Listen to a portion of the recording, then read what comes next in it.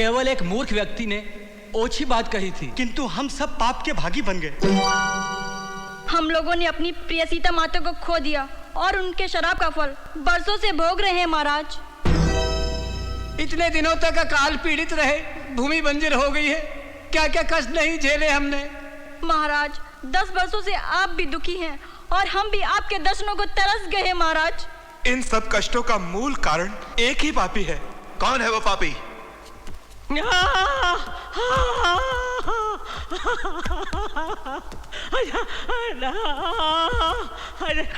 महाराज ये मेरा पति पचकौड़ी है, इसी ने ही परम पुनीता सीता मैया पर लालचन लगाया था, इसीलिए ईश्वर ने इसकी बाचा छीन ली। प्रभु बरसों से ये अपने पाप का दंड भोग रहा है। प्रभु बस करो पचकौड़ी, पछतावे के आंसुओं ने तुम्हारे सारे पाप धो दिए।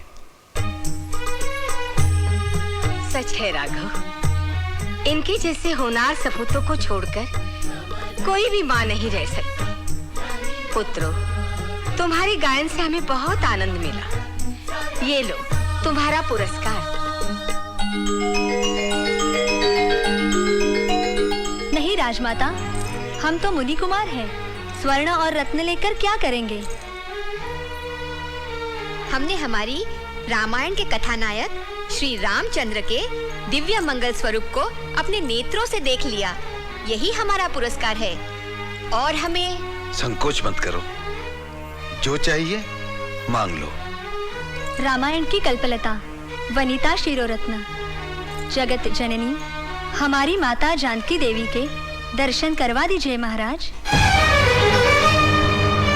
आपके दर्शनों के साथ अगर उनके भी दर्शन हो जाएं, तो हमारा जीवन सफल हो जाए।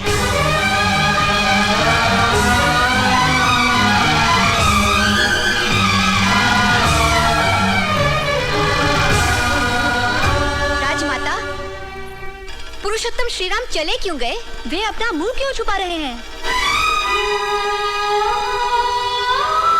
बोलो सीता, बोलो, मैं उन बालकों को क्या उत्तर दूं? क्या उत्तर दूं? बोलिए ना राजमाता, आप मौन क्यों हैं? क्या हम माता जानकी के दर्शन नहीं कर सकते? क्या हम पर उनके दर्शनों का प्रतिबंध है? हे जगत माता, एक बार बाहर आओ। हमें दर्शन दो। दर्शन दो सीता माता। जगत जननी हमें दर्शन दो। जगत जननी हमें दर्शन दो। हमें दर्शन दो।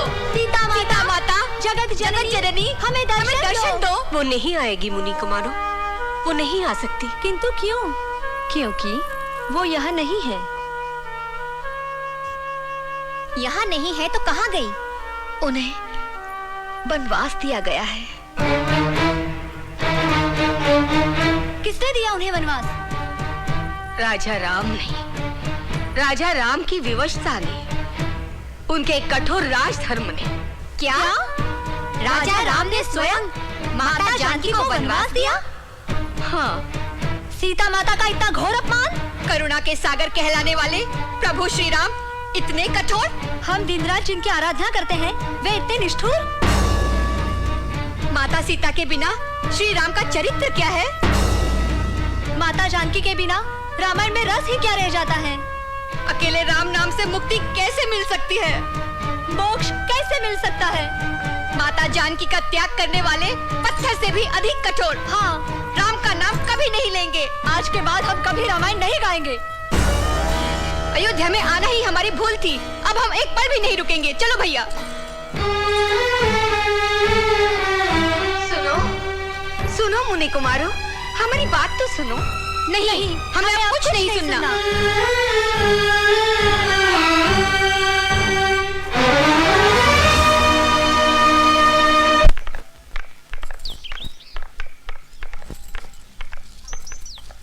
आ गए पुत्रा।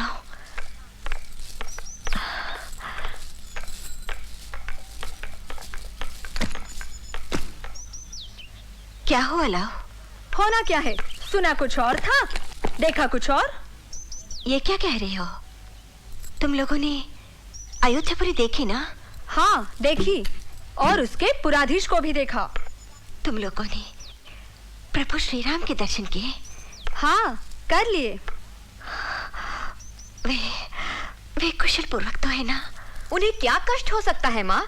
प्रेम से खाते हैं, आराम से रहते हैं, बड़े प्रसन्न हैं। माँ, राम का नाम लेने से तुम इतनी प्रसन्न क्यों हो जाती हो? इसलिए कि वे देव स्वरूप हैं। मुझे ही नहीं, उनका नाम लेने से सबको आनंद मिलता है। पहले हम भी ऐसा ही सोचते थे। वे पुरुषोत्तम हैं, सर्वगुण संपन्न हैं, आदर्श की मूर्ति है। किंतु उन्हें देखकर और उनसे मिलकर हमारे भ्रम का दर्पण टुकड़े टुकड़े हो गया माँ।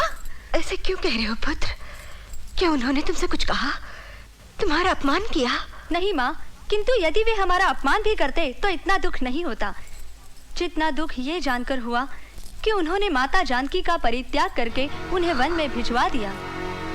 उस समय वे गर्भवती थी। राम ने ऐसा काम कैसे किया माँ? इसका कोई विशेष कारण होगा। अभी तुम बालक हो, नहीं समझोगे। क्या कारण रहा होगा माँ? इतना बड़ा अन्याय करने पर भी तुम उन्हीं का पक्ष ले रही हो। सुनकर हमें इतना दुख हुआ है। माता जानकी पर क्या बीती होगी? क्या पता वे जीवित भी है या नहीं। राम अन्यायी है, अधर्मी है। नहीं, नहीं, ऐसा न कहो, ऐसा न कहो। वे बड़े हैं, महान है, महापुरुष है। हाँ, महापुरुष, बड़े, महान, किस बात में? देह में, कद में या आयु में? सीता माता का परित्याग करने वाले कठोर राजा राम के लिए हमारे मन में कोई मान नहीं है। अब हमारे मुख पर उस अन्याय का नाम कभी नहीं आएगा। अब हम रामायण का गायन नहीं करेंगे, कभी नहीं करेंगे। राम पापी है माँ, पापी। नहीं, चुप करो।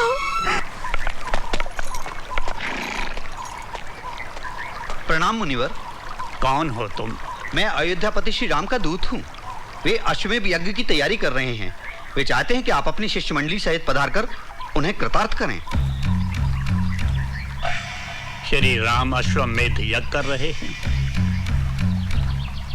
उनकी लोक पावनी भावना का हम आदर करते हैं। ईश्वर करे उनका यह यज्ञ सफल हो। हम आने का प्रयत्न करेंगे।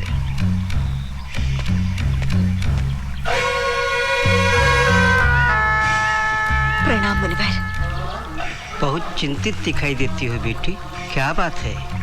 मुनिवर, ये बताइए, यदि धर्मपत्नी पास में नहीं हो तो अश्वमेध यज्ञ किया जा सकता है क्या?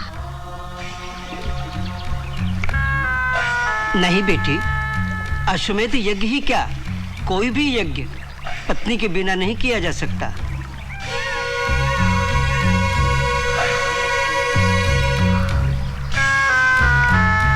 असंभव। किसी भी ब्रह्मचारी को अथवा पत्नी विहीन गृहस्थ को यज्ञ करने का अधिकार नहीं है।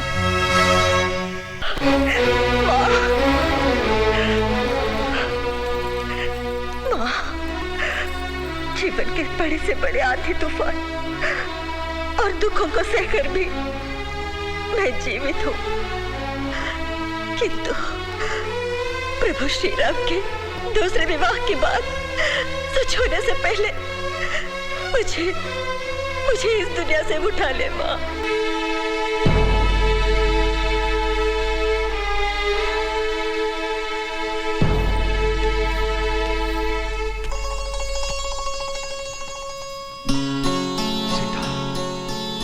सीता, सीता, कौन है यहाँ? इस प्रतिमा के माथे पर कुमकुम का टीका किसने लगाया? कौन है यहाँ? सीता, सीता, सीता, मैं जानता हूं तुम यहीं कहीं हो। सीता, सीता, सीता, सीता। राघव, राघव, क्या हुआ राघव? क्या हुआ? माँ, सीता आई थी। सीता यहाँ आई थी माँ। तुम जैसे धैर्यवान पुरुष को ऐसी भ्रांति शोभा नहीं देती भैया। राघव, अपने आप को संभालो। तुम अब केवल साधारण पुरुष नहीं, युग पुरुष हो। इस सूर्यवंशी साम्राज्य की महाराजा हो। यदि तुम ही इस प्रकार भ्रांतियों के अंधकार में भटकते रहे तो इस रघुवंश की कीर्ति का क्या होगा? भ्रांतियों के अंधकार में मैं नहीं भटक रहा माँ, मैं सच कह रहा हूं। मैं देखिए, इस प्रतिमा के माथे पर ये टीका देखिए, आप सब लोग देखिए। क्या इसे आपने लगाया? नहीं। आपने लगाया? नहीं। आप में से किसी ने नहीं लगाया। इस चंद्रकार टीके को सीता के अतिरिक्त और कौन लगा सकता है माँ? ये कैसे संभव है भैया? सीता यहाँ कैसे आ सकती है? बार बार सीता की प्रतिमा देखकर तुम्हारी ये दशा हो गई है। आप लोग मानो या ना मानो, किंतु ये सत्य है। सीता की आत्मा यहाँ भटक रही है।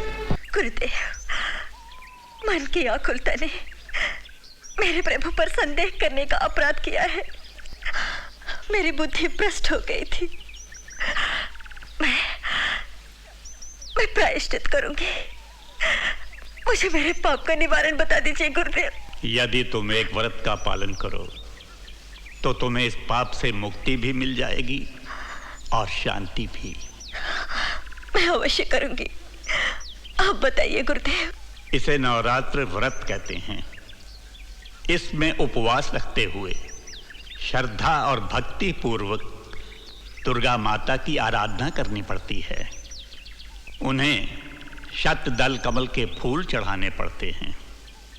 किंतु बेटी, यदि पूजा में कोई विघ्न पड़ा तो ये व्रत हानिकारक भी हो सकता है।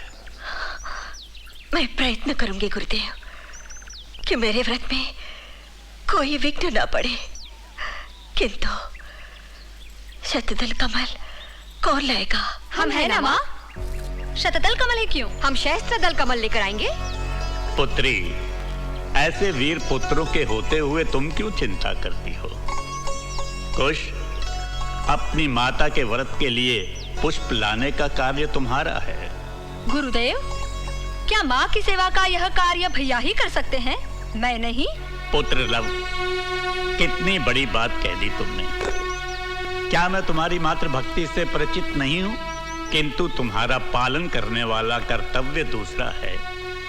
मुझे आज ही भरद्वाज आश्रम के लिए प्रस्थान करना है। मेरे लौटने तक इस आश्रम की सुरक्षा का भार तुम्हारे कंधों पर है। अच्छा गुरुदेव। यह यज्ञ हमने प्रजा की सुख शांति और संपन्नता की कामना से किया है। आज इस यज्ञ की पूर्णाहुति के लिए हम ये अश्व देश देशांतर में भ्रमण के लिए मुक्त करते हैं। यदि किसी को अपने बाहुबल पर मान हो तो वह इसे पकड़े और अयोध्या की सैन्य शक्ति को अपनी वीरता का परिचय दे, अन्यथा हमारा अधिपत्य स्वीकार करे। प्रभु श्री रामचंद्र की। प्रभु श्री रामचंद्र की। इस अश्व की रक्षा का भार हम अपने अनुज शत्रुघ्न को सौंपते हैं। कुमार शत्रुघ्न की। प्रभु श्री रामचंद्र की। प्रभु श्री रामचंद्र की। प्रभु श्री